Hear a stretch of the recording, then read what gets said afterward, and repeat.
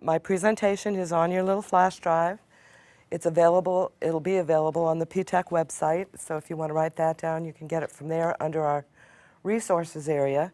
I will be going fast to get through it, but I'm only going to concentrate on the things that I feel are the most important for you right now as you're heading into this big event. So, with that said, I'll get started. This is actually what you need to do. So if you're sitting here, how many of you actually brought business cards with you today? Take that business card out. We're going to talk about that business card of yours. We're going to talk about how to make it government appropriate.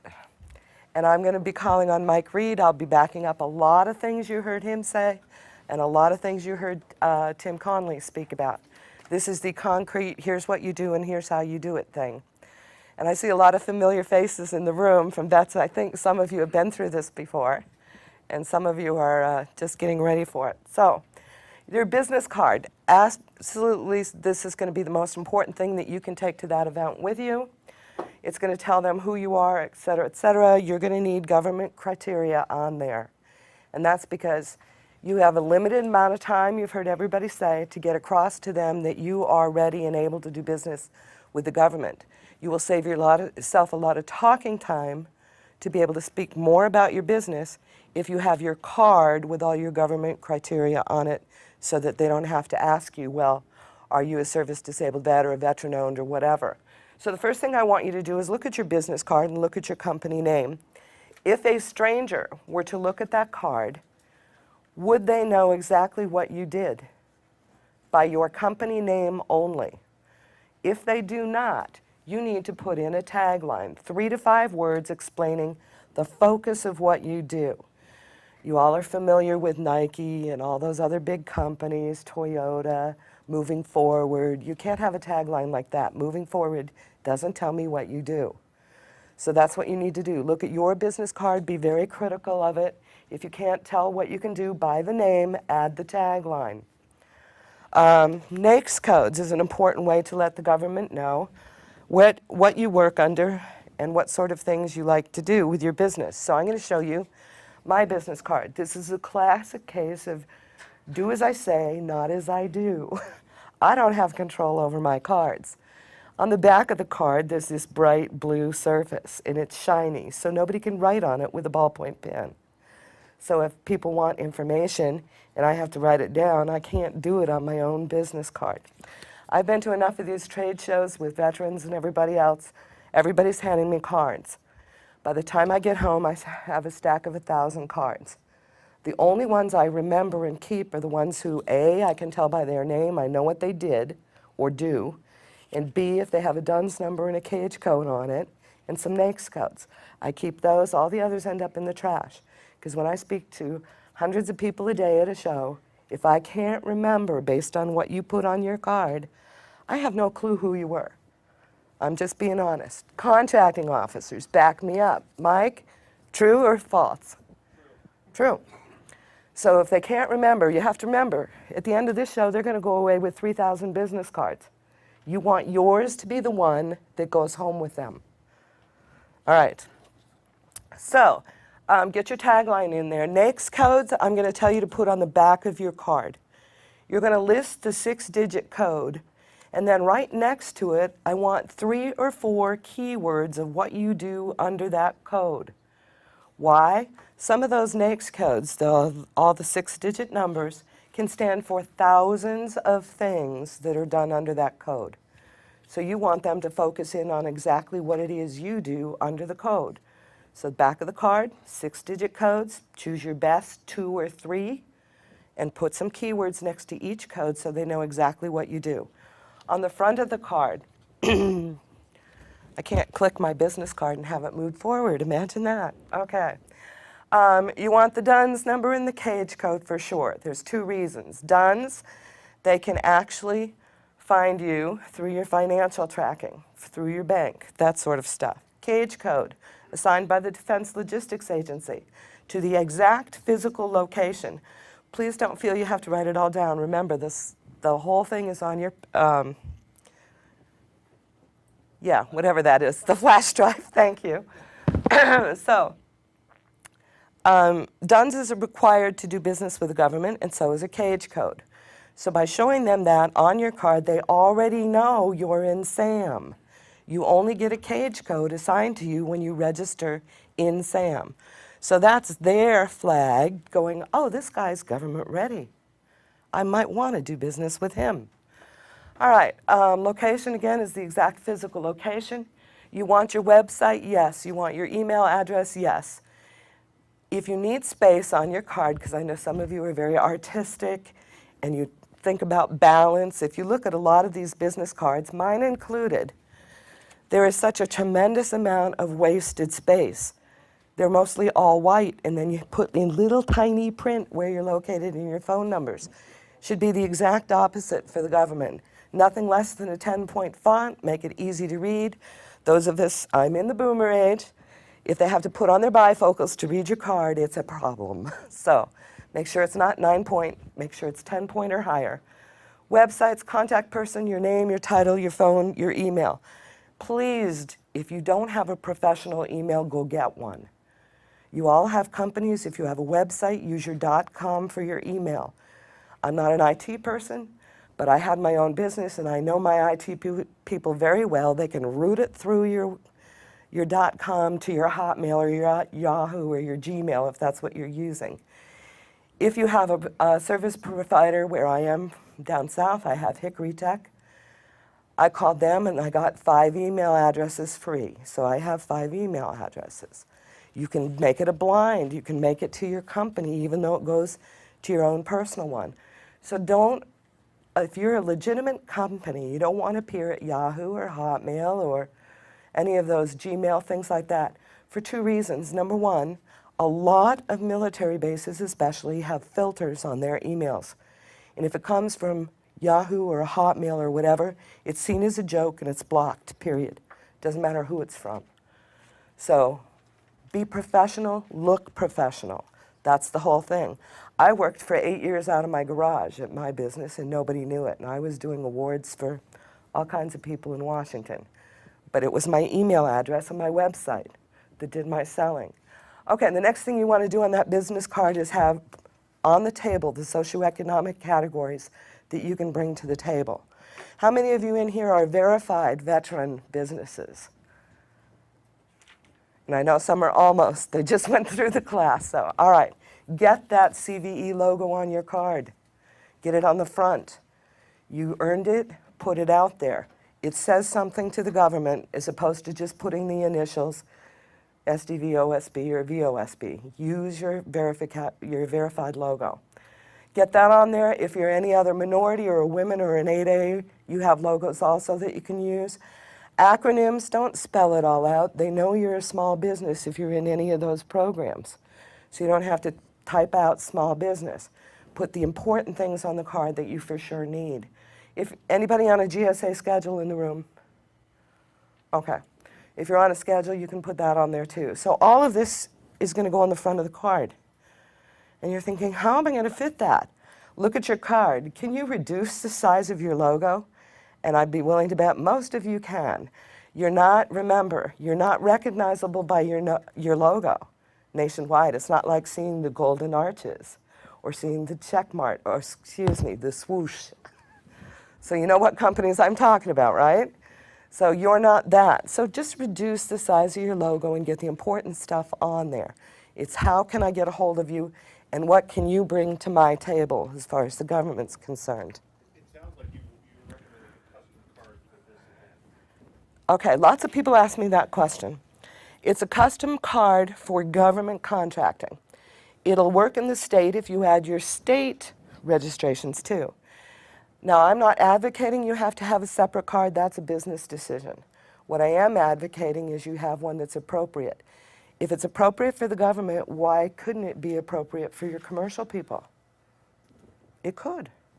It's just going to have a lot of extra information on there. They won't know what it means. So, but yes, it could be both. If you don't want it to be both, don't go out and buy a box of 3,000 business cards at a time. Just print what you need for the government stuff. But either way, you have to have appropriate materials.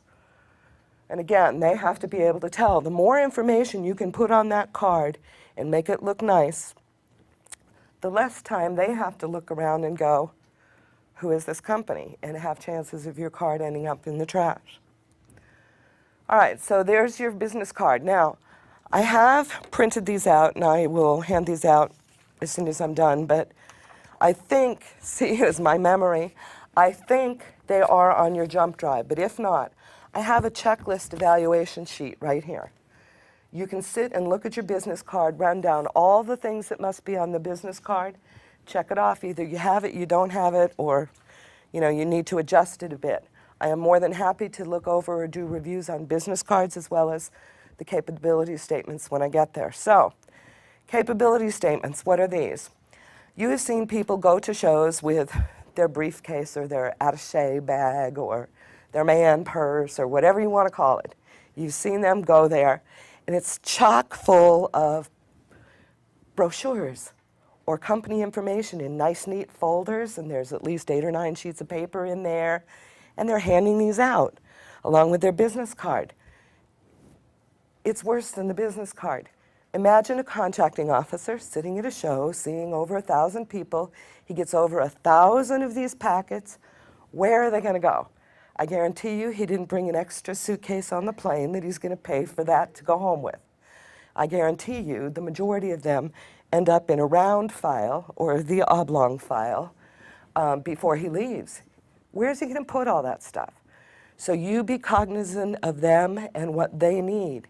Your business card can do it all for you if it's done appropriately. You introduce yourself, and you're going to hear that about the etiquette. When you introduce yourself, give them a business card and always say, can I follow up by sending you my capabilities statement? Far better. Shows them you're conscious of their time and their efforts and the pile of junk that they may end up with at the end of the day. Just ask them if you could follow up by sending them this. Now, I worked on the West Coast doing this stuff, and now I'm sort of in the Midwest, and I have discovered 2 things. Number 1, capabilities statements are capability statements. They're just called different things on either side of the country I've been on. Out west, it was a capability statement, but all the contracting officers out there seem to refer to it as a line card.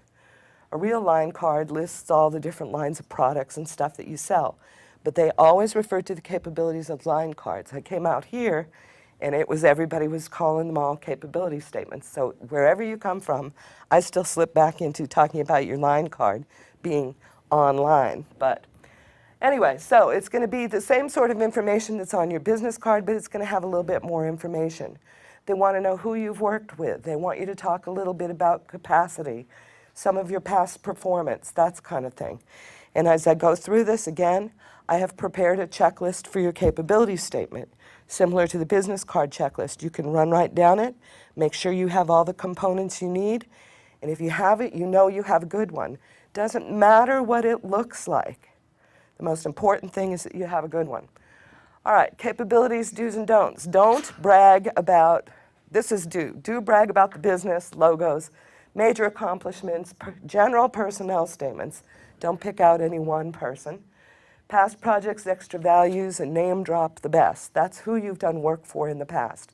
If you've been doing work for Lockheed Martin, it's a lot different than if you're doing work for Joe Smith down the street. It tells them what you're capable of doing. Large projects, small projects, etc. Capabilities do have all of that stuff on your capabilities statement. You can expand it. Again, website, address, etc. When I talk about capability statements, I also say you can have the don'ts. The don'ts. It's not all about the boss. It's not about the awards the boss won. It's not about the personnel and the awards they've won. If it doesn't have anything to do with what your business can do and what it promotes or wants to sell to the government, don't put it on that. You get one 8.5 by 11 sheet of paper. I'm just going to borrow this for a second. One-sided, that's all you get. That is a capability statement that you use to advertise yourself with. There are other types of capability statements I'm going to touch on, but you want everything on one 8.5 by 11 sheet of paper. You want to get your logos on there. You want to tell them basically who you are, what you do, and how good you do, how well you do it. It's similar to a one-page elevator speech in 3 minutes. They should be able to skim through the whole page in 3 minutes.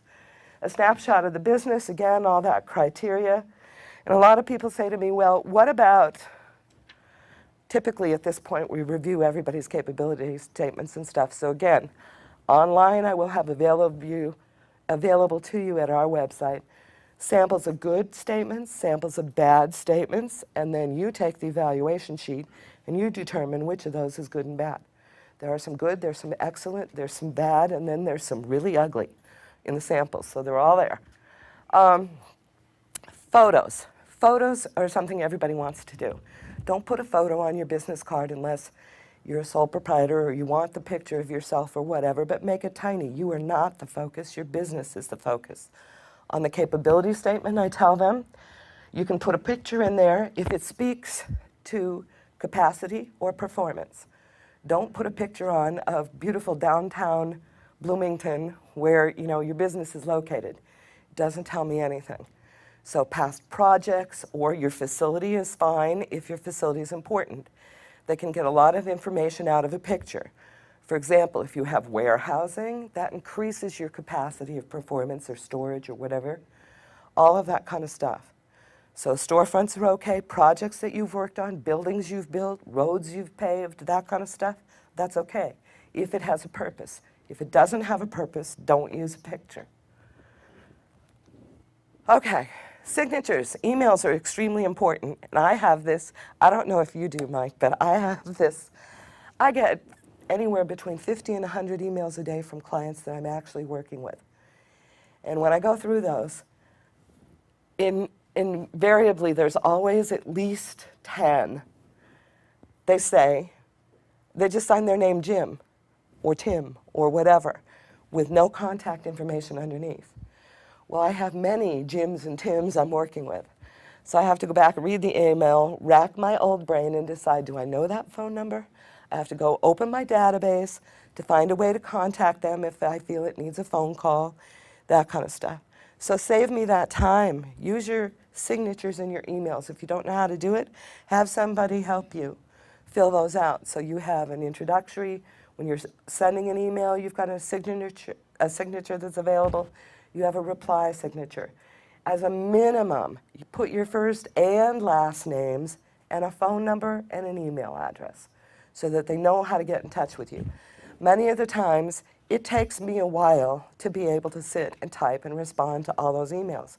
And if I feel it's something that you could use right away, I will pick up the phone and call you. So will a contracting officer. If they have questions, I would bet they have more time if they want to know to call you than they do to sit and type and respond. True? So make sure you get that stuff in there.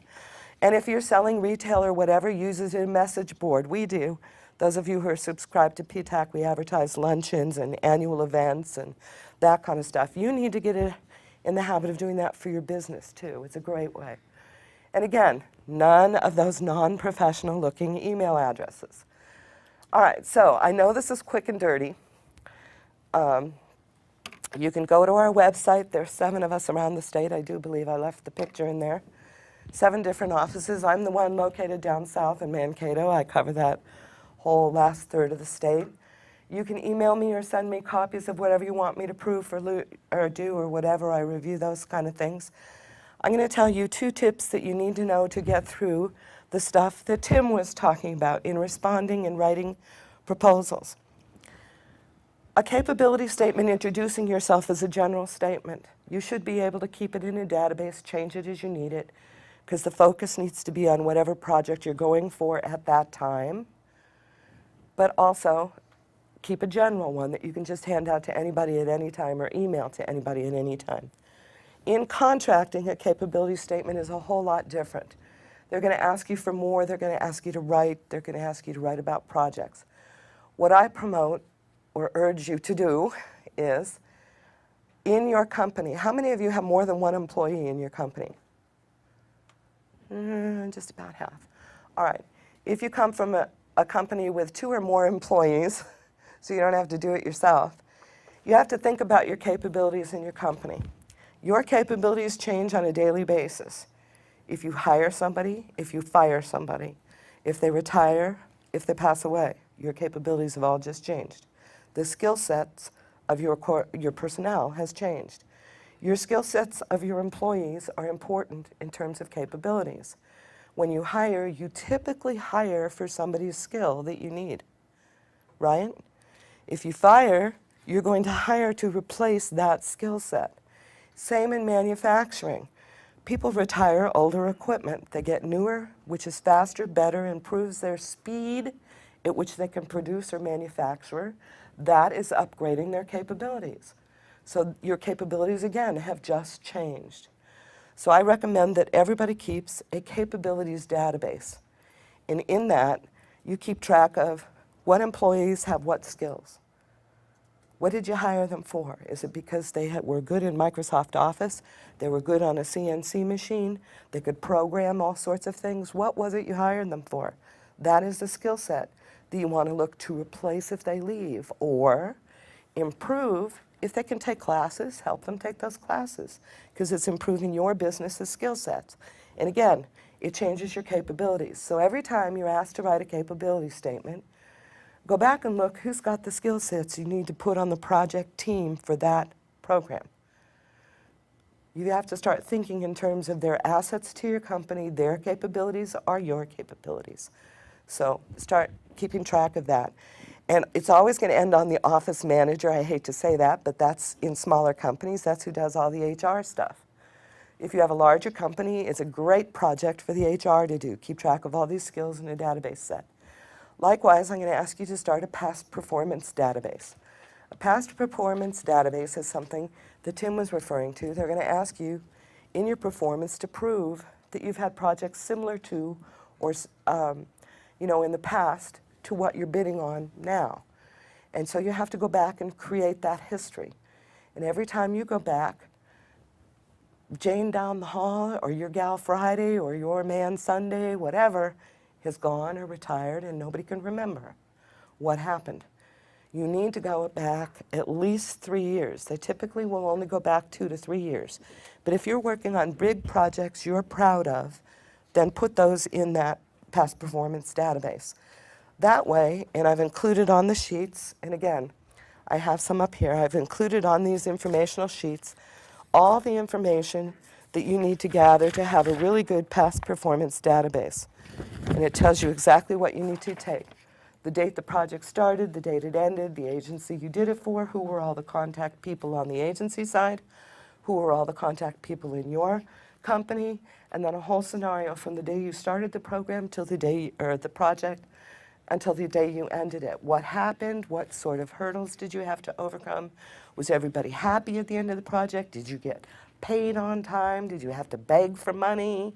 That kind of stuff. So it's just a whole story about everything that you've done. That way, when you get to contracting and they say, we want 3 of your most recent projects that match exactly what we're asking you to do, you can go to the database and pull it up. If you remember the name of the project, all the other information will be there. Who was in charge? Who was the project manager? What happened? It's all going to be there for you to remember. That way you don't have to call people who've retired and are at home, hey, do you remember when we did this? It's all there in a database. So I recommend that you build those 2 things, a capabilities database, and I recommend that you do the past performance database. It's going to make your writing proposals and bids and that kind of stuff a whole lot easier.